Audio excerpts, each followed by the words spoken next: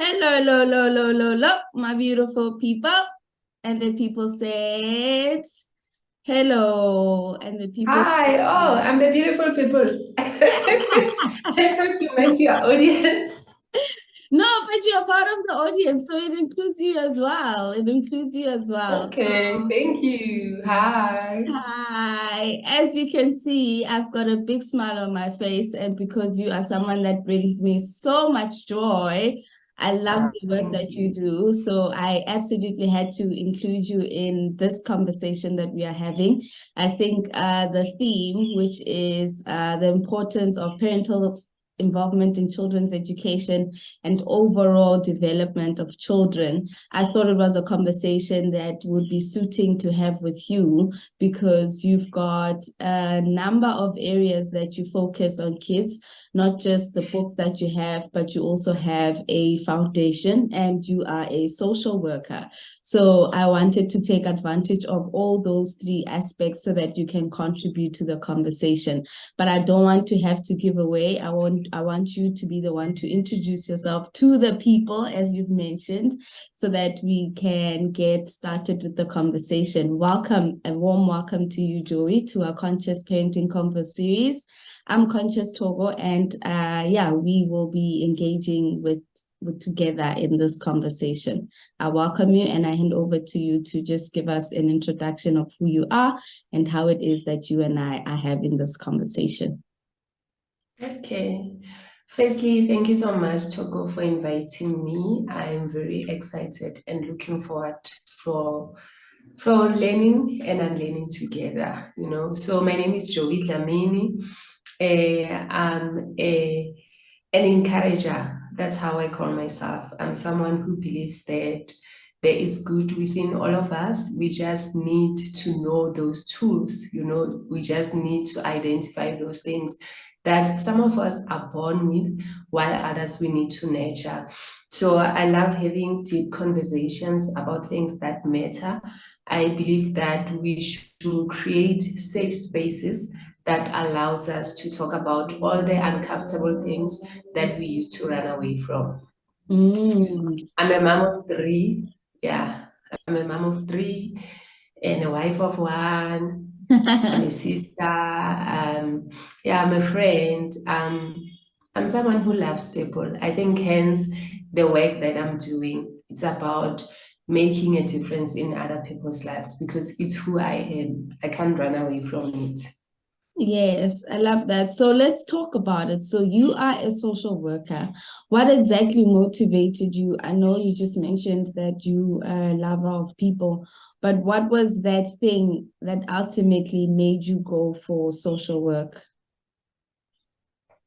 Funny enough, when I was small, when I was still in primary, I remember when they asked what you want to become when you grow up. I said a social worker. Then I did not really understand what they are doing. I just knew that they are helping people. But because of life, I did not, after I passed matric, my first qualification was not as a social worker. So I did another degree. Then later on I think it was in 2014, 15, somewhere there, I decided to go back to school and do my social work degree. I think it's because it's something that I have always wanted to do. I was that child who's always trying to find solutions, the one who's forming groups, the one who's, yeah, I was too deep. Neke poranyana, when adults say, "Hey, you think you're an adult," I was that person. So I've always been that person who wanted to make a difference, who was asking questions, why are things like this, and who felt like there was more to life than my then current situation. So I always wanted to change things. So I think that's what led to it. So after I had my second baby, I was like, no, why am I not going back to school? What's stopping me? I've always been passionate about this career. So let me go register. So I registered. Then in 2018, I graduated. Yeah. Oh, okay. So in terms of that work that you do, what target groups do you work with? I didn't hear you. You said? What age groups do you work with in terms of social work? So how does it actually work? What do you work with, children only, or do you just work with adults? How does it work? Who do you work with? Okay. Because of the current situation in South Africa, there are not enough jobs for social workers, even though we have so many social ills that need social workers. So after I graduated, I continued with my previous position while looking for something. But then the issue was that I was overqualified for an entry position. But because I come up with solution, I decided to start my own NGO so that I can use the qualification I have and also to give back to the community. I've always been interested in kids. I've always had a heart for kids and felt like more can be done to take care of them. So my NGO, I work with kids from the age of 10 going up. Okay. Yeah. Until they say, Auntie Joey, we are tired, we are leaving you now. But the aim is that once they go to varsity and they qualify, they need to come back and invest in the younger ones. Okay. Okay. So the foundation that you started, if I'm correct, is called Be Accentuated, correct? Yes. Yes. So, and this is a space for girls and boys. It's basically a space for them to be able to thrive. So that speaks to the overall development of children. How have you found the engagement itself between the girls and boys to be? How do they engage amongst themselves? It's been such an interesting concept, and I was very intentional that I want both girls and boys because most of our initiatives they focus on one gender, and currently it's the girl child, which is very understandable because of all the issues that girl kids have gone through. But then the issue is that if we focus only on them and we don't empower the boy child, we are going to have a situation where they don't know how to interact with each other. They don't know how to live together. So for me, I was like, I'm not leaving any of them behind, and they need to know how to complement one another instead of always competing or fighting against each other. So it's very interesting. I remember some of the comments. The boys will be like, yo, I'm learning that these are some of the things that girls are going through. And also for the girls, they will be like, okay, now I understand why my brother is like this or why boys act like this. And we are able to talk about some of the habits and the stereotypes that are out there. And then we give them the challenge to be able to change it. You know, things like girls are supposed to be in the kitchen, or they can't do certain subjects, or they can't do certain jobs, or boys when they are doing certain things. Like there are boys who like cooking, and because of how our society is, they will make them feel bad. There are boys who are gentle, and society will make them feel like, oh, you are so stupid, why are you like that, you know? So we are trying to have those conversations in a safe space so that they can understand each other's challenges, because both have their own challenges. It's not like life is easy for one sex over another, even though it might look like, especially as we are growing. So it sounds to me like it's a learning space. So it's a space for the girl child to learn, and it's a space for the boy child to learn. When are your process? What's your process in terms of teaching them and making sure that what you teach them is equal to the boy and is equal for the girls? So when I talk to them, I see them as my kids. So their agenda comes afterwards. You know, I'm trying to create that safe space that I can invest in all of them. So when we come up with programs, we believe that both of them can benefit from it. Like, for example, we will teach them life skills. Early this year, we were doing vision, they were creating vision boards. We were talking about dreaming and how to set goals. That is something for me that both genders need. It can be a boy thing or a girl thing. Even when we talk about purity, that is one of the programs that we do that I absolutely love. So when we talk about them maintaining their purity, we don't focus on the girl child alone, but we involve the boy child, because most of the time the focus is on the girl child to say, you must remain a virgin, you must be pure. But no one is asking boys to do that. And somehow we are telling them that they are not worthy. Their purity, it does not matter, you know? So we are trying to change certain mindset. Like when we are talking about academics, we talk to them as equals. When we teach them about choosing careers, it's for all of them. So all the programs that we have, they focus on them as a human being, not as a boy or a girl, because they need it, all of them, like communication skills. Both of them need it. And sometimes, because most of these programs, they focus on the girl child, the girl child will be so empowered, they will know how to articulate, they will know how to communicate, they will be so assertive. But the boy child, they don't know how to talk. They don't know how to resolve conflict.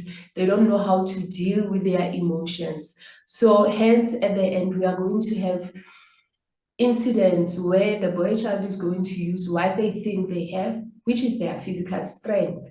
So all our programs, we treat all of them as equal. Like, for example, we collect sanitary towels for the girls, but then we collect deodorants for the boys.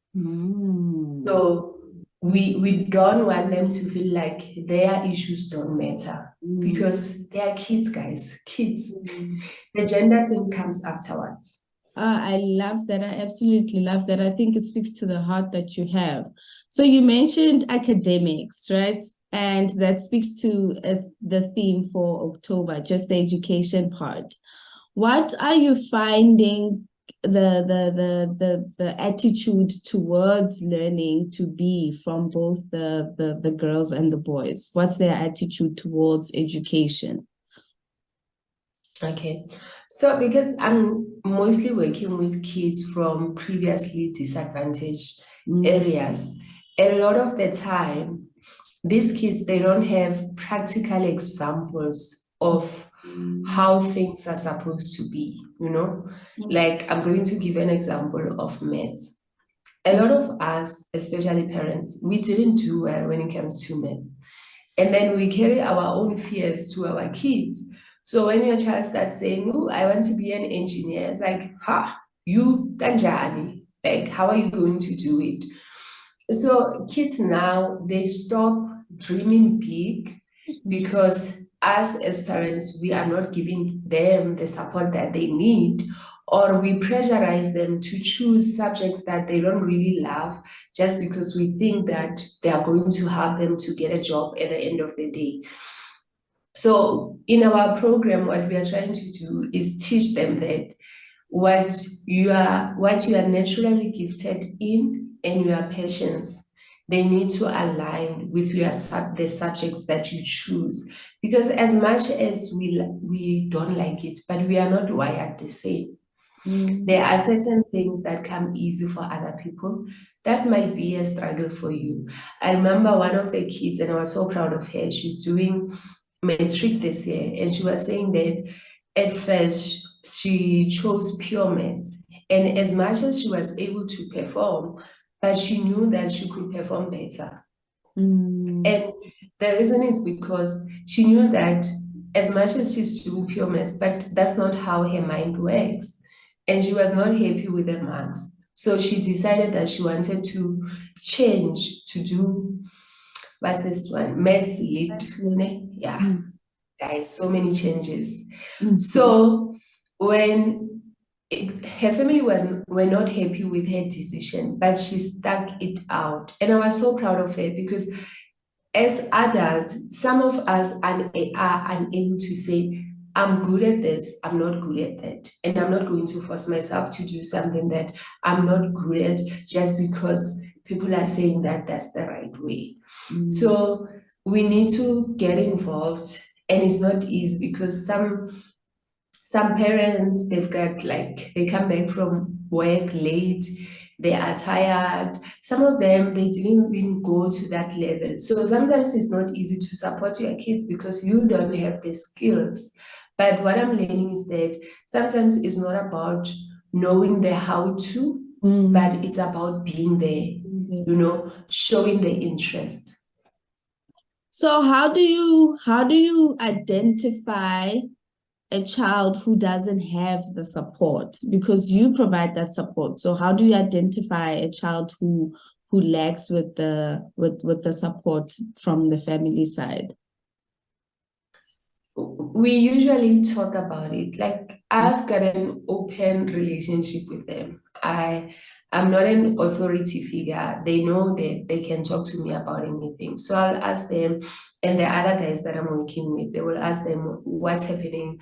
How are you doing at school? What's happening? Who's helping you? What kind of support do you need from us? And they will say if they need some kind of extra support. And also we are teaching them to collaborate with one another, you know, because the reality is that for some families, as much as they want to help, but they are unable to. So you need to identify also the resources that you have that, okay, I know this, my other friend, they are good at this subject, so I can ask them to help me. Okay, so there's a lot of teamwork that happens as well. What happens when they don't get along? What happens when they don't get along? What becomes the process of managing that? When the kids don't get along. Yeah. We haven't really had that experience, but I think with the communication skills and the conflict management skills we are teaching them, they will be able to resolve it. And the reality is that as much as they are a group, but you know that within the big group, there are small groups within it. And that's okay. It's a normal part of life, you know. What's important is for them to respect one another as the big group.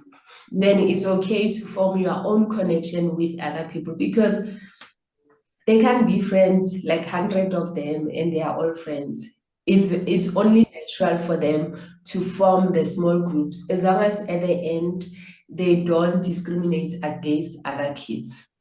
Wow. Okay, I like that. I think for me, people who get to a place where they open up foundations to offer the support are people with big hearts.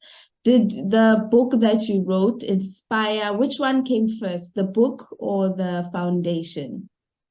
The foundation first. It was the foundation first. And did The book foundation... it only came out last year. Okay, well, is there a link between the foundation that you have and the book? Please tell us what the link is.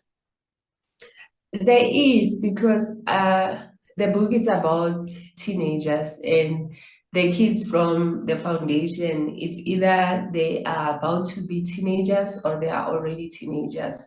So this book, it's a way for me to equip them, because sometimes I can't be physically there with each and every one of them. But when they have a copy of the book, they can always go back to it and refer to it, you know.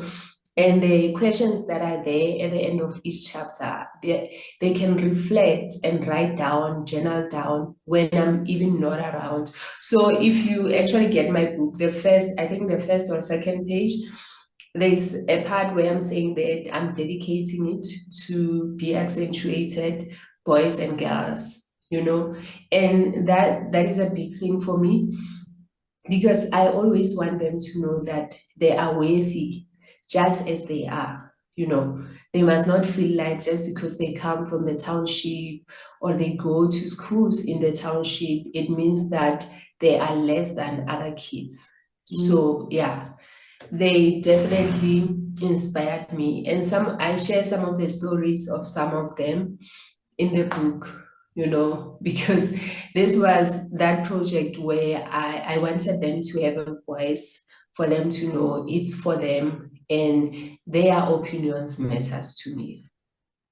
So it's a book that you've also extended to them so that they can read, but not only read, so that they can journal. Wow, that sounds really beautiful. How are they reading? So I know that, with children who come from disadvantaged places, it's a bit of a struggle, or it's a tough balancing act between the language, your home language, and having to learn in English. How has that process been? Are they able to read in English fluently, or is it a tough balancing act? Most of them, they are able to read because English is their second language at school. So it is an expectation that they should be able to read using English. And also, one of the things we sometimes will ask for books from people, and then we'll give them those books so that they can read, because I believe that reading is so important. I know definitely with me, it really opened up my mind growing up. I always had a book with me, So it's one of the habits that I am encouraging with them. And one of the things I was intentional about with my book is that I did not want it to be so complicated that a child won't be able to read on their own. And one of the reviews I got from one of the boys, he was sharing the review with his father that, usually when he has to read books, he needs to get a dictionary. But with my book, he can easily read it and he can understand. And that was intentional. I wanted them to be able to understand what I'm saying. I wanted them to get the concepts without feeling like, yo, she's not talking to me, because I am talking to them. Yes. I love that. So when for you, what was the writing process like? As an author, what was your intention with the book? So my intention was really to affirm young people and to affirm parents and to equip them. I love saying that I wanted to create a strong foundation for them as they are about to enter adulthood. And I didn't want them to go through some of the things that we went through. We are learning and unlearning things as we are growing. So I wanted to make the process a bit easier for them to be able to say, I don't need to deal with this because someone else went through it. Like one of the chapters, I talk about goal setting. I remember we did not create goals growing up. We did not know what is it. I even talk about purpose. If you check, most of us right now, we are talking about purpose. People are asking, what is my purpose? Why am I here? So imagine when a child gets it from an early age. By the time they are an adult, things are so much easier for them. They are already living their purpose. And the message I say to them is that you don't have to be old to know your purpose or to live your purpose. Where you are, you can live your purpose. So the intention, everything that I was writing, I wanted to equip, I wanted to teach, I wanted to affirm.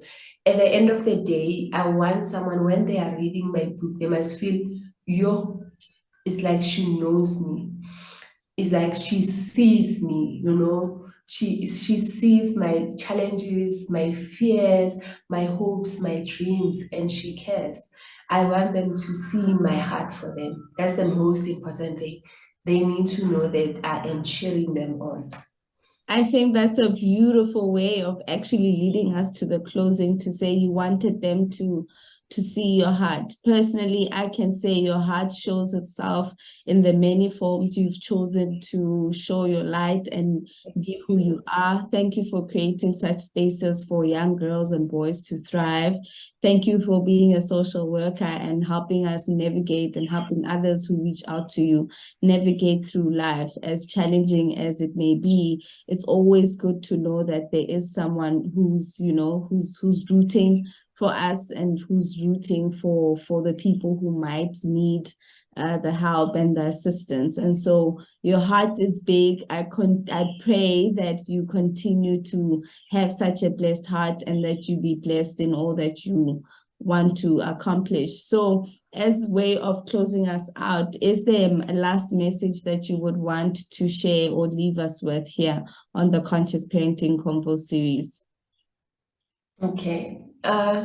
So I would like to say to parents, because I know that sometimes we can be so hard on ourselves. So I just wanted to remind you the fact that you are concerned and worried about being a good parent, it truly shows that you are one. So don't look down on the things that you are doing. Don't look down on you showing up each and every day. It matters to your kids. Sometimes they might not say it, but they see it. So thank you, because parenting is not easy. So thank you for being a present, trying parent. Yes. Yes, that is beautiful. I think that's a beautiful message. I think for myself, I have enjoyed our conversation, and I almost came to tears because I realized how much work and dedicated one needs to be giving of themselves. And I know how when one is always giving of themselves, it can be draining because you are pouring of yourself. And so I hope that you are able to find ways to fill up your cup in order to make others' cups full. So I thank you, and I wish that we continue the conversation on the other side of this. Thank you so much, Thoko. Thank you for this platform and the message you have said to me. Putting it back to you, that don't forget that to do it for the one. So for that one person who's going to see your video or your post and it speaks to them. So do not get tired of doing the good work of helping parents and caregivers parent better. Thank you. That is so wonderful. I appreciate the kind words. I shall not. And I'm inspired by you. Thank you. Thank you, Joey.